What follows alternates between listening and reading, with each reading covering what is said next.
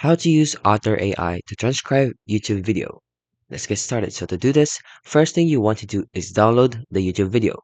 Then you want to import it in the upper corner of Otter, which is the import button as you can see on the website when you log in or sign up into your account. Then browse or drag your file into the box to import the file. For example, this is your YouTube video.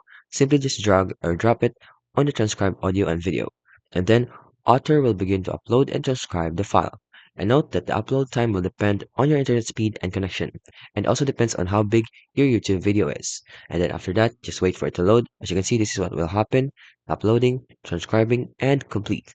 And then lastly, you can click go to transcript anytime once the upload stage is completed, and you can now start managing the conversation, such as sharing the permissions or renaming the title, and the full transcript will only show once transcribing is completed, and followed by speaker tagging and summary.